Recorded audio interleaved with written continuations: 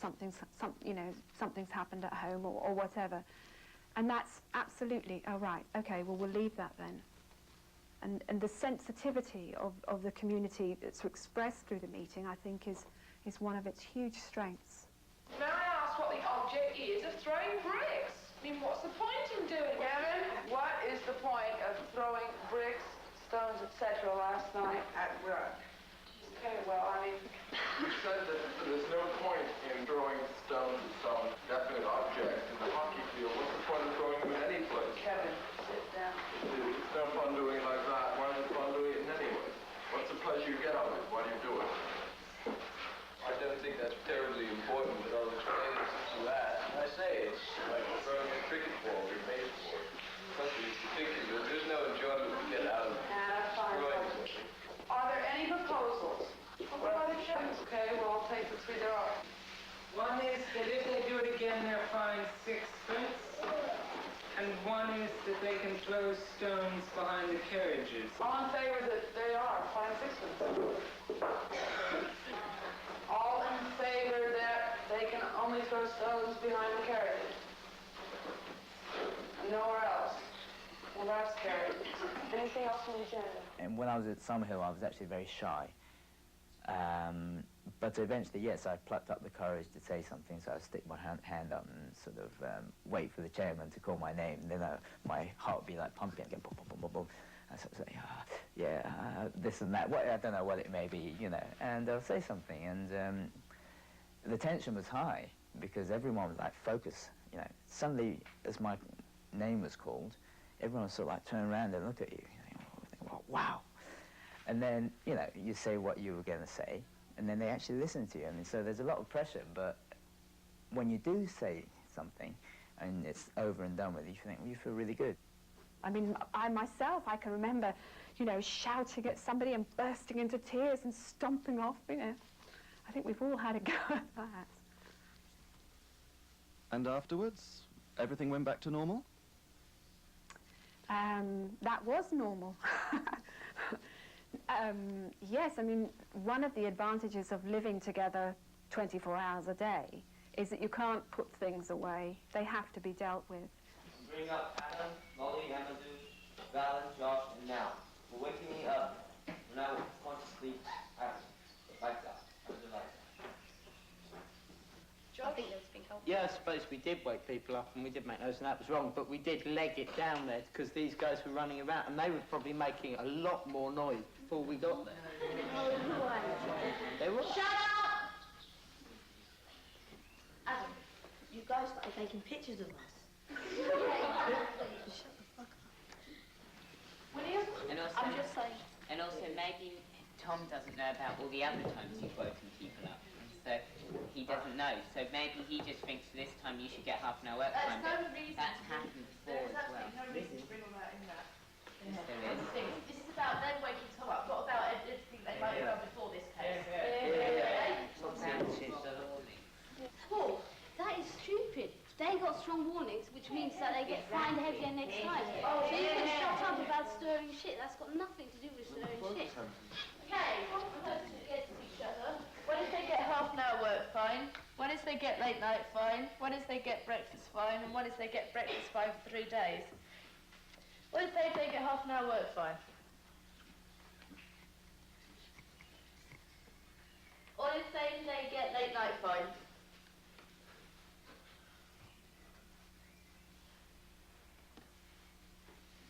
What if they get breakfast fine?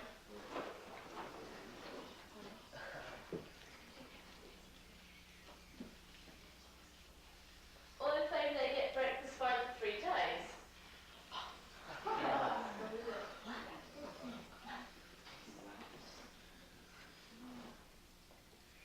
What against all? It's carried they get breakfast fine for 3 days. Shut up. The laws are made by everybody. And the child of 6 has the same vote as I have. And don't imagine because I'm older that I have more power, because half the things I propose in meetings are outvoted, I'm glad to say, yeah. Visitors were becoming a big problem.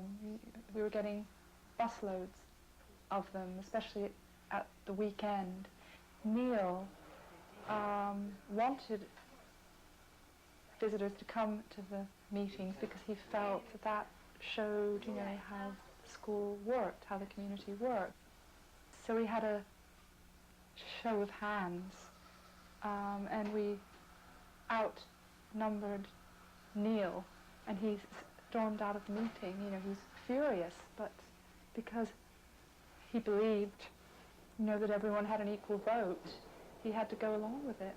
And so we voted for visitors to be banned, you know, from the meeting, and he was really angry, but he left it at that. We had all our food, waiting for our food. We used to grab our plates, and then we used to go and sit down. Throw butter at the ceiling. And then we used to put on our fork the butter, and we used to go, ding! And it used to stick on the ceiling. And the ceiling was completely covered in butter. That's right. When someone behaved in an antisocial way at Summerhill, there was a tendency for this to come brought up at the meeting, for a law to be passed saying, thou shalt not do behaviour X which annoys other people.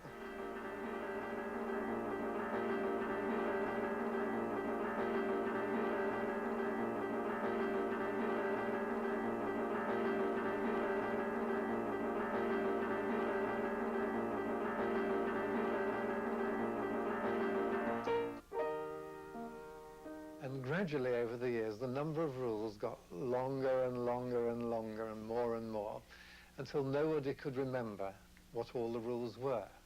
And so when this happened, someone would propose, we abolish all of the rules and start again.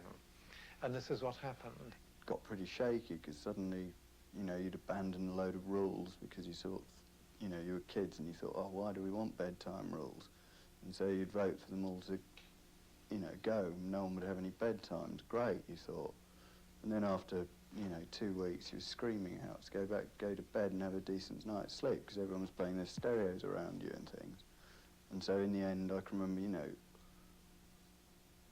someone bringing it up, you know, we want bedtime set again for all different ages, different times. And when it was finally passed, there was like a cheer from all the other, you know, from all the kids, because they knew that that was the way they were going to get their lives back to normal and get some decent sleep. When I was younger, I must have been about, I don't know, 9 or 10, the bigger children decided to abandon the meeting completely and form a dictatorship. And I can remember being so utterly terrified of this. Not that they would hurt us or any of that kind of stuff, but that we had literally lost our voice. And as a child who was used to always being heard, the sense that you were no longer going to be heard was, oh, terrible. I can remember being in tears about it, you know, with fear. But it didn't last very long. I think they lasted a few days before some of the older girls took them in hand and sorted them out. You don't just obey rules because they're rules. You know why you're obeying them in a way. And you don't resent having to do it because you can see, you know what a society's like with no rules because at times you've lived in one and it's bloody hell. The rubbish builds up round your ears, no washing gets done and no one goes to bed, so... Do you think one learns more about life from the meetings than in class? Yes. Yes, I do, really. Not just from the meetings, from living with other people is really important. It isn't just the meeting, it's what the meeting means. It's the meeting as a forum for us to express ourselves and to be able to take problems to the meeting, to have them dealt with, which is all part of learning to live with other people, which I think is most important. We are human beings, and if we can't function as human beings, if we don't know how to live with other human beings, then we fail. All schools in Great Britain are controlled by the Ministry of Education, and all of them are subject to inspection. Why should I allow my school to be judged according to official criteria which are different from mine?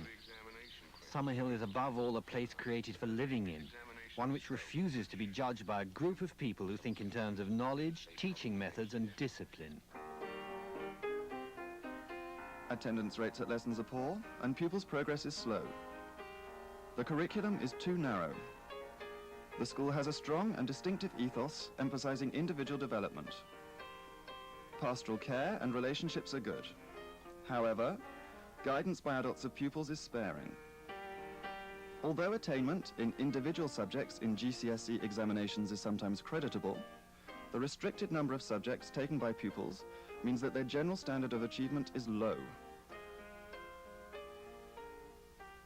Did you get bored at Summerhill? Really bored. Bored, stupid. So bored. Really. Especially at weekends, you know. We used to just traipse around from staff room to staff room, knocking on the door saying, "Can we come in your room?" And then they'd say, "No, you can't come in right now." We'd go traipsing off to another staff room, knock on the door, "Can we come in?" We're just so bloody bored. Unbelievable. The staff at Summerhill, when they go there, they kind of often go for their own reasons. I mean, I think many people read Neil's books or become interested in the ideas and kind of hope that, you know, their own emotional and psychological prayers will be answered. In fact, we didn't really see ourselves as children at all. We saw ourselves as adults, as the same, and that adults, in their turn, sort of became children. They kind of regressed to our level.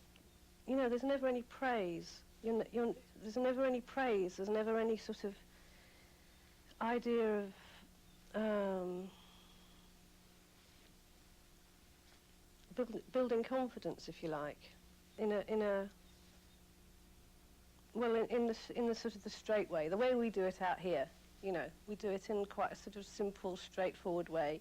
You know, we give people, we sort of praise our children and encourage them to develop and encourage them to feel good about the things that they can do. You know, I mean, I suppose I'm a great believer in sort of boundaries and pathways, or clear pathways. You know, that, I mean, you can't really just put a 4-year-old in the middle of a field and say, be yourself. Or even a 13-year-old, or, you know, at any age, just be yourself. After Summerhill, Vivienne attended a dancing school and danced professionally for 2 years before giving it up. Her lack of formal qualifications and education made life difficult afterwards. She is now studying at a horticultural school to become a landscape gardener. Freedom is indivisible. It means you must never influence the choices children make. It's all or nothing. If trust in the child is not absolute, the principle of Summerhill, the principle of freedom of choice, loses all value. There was a boy at Summerhill who never went to a single class and who left the school scarcely knowing how to read or write. I was one of the few pupils at Summerhill that didn't attend lessons. I chose not to attend because I was not interested in it. I was very good at pottery, carpentry, those sort of things. I had a lot of confidence in my own ability to cope with the world through being able to do things with my hands. So when I left Summerhill at the age of 15, I could barely read or write, and I had no real idea what I was going to do or what I wanted to do. On leaving Summerhill, Freya spent 5 years hitchhiking around the world twice. After a stay in Europe, he sold jeans in Turkey, his blood in Kuwait, worked in a kibbutz in Israel, was a film extra in India, worked in the mines in Australia, happened across the carnival in Rio, gave conferences on Summerhill in California, went to prison in Canada, and finally ended up taking part in humanitarian movements in Pakistan and India. In short, he visited over 90 countries without ever living through a single winter. Every time I crossed the border, I would have to fill out a rather large form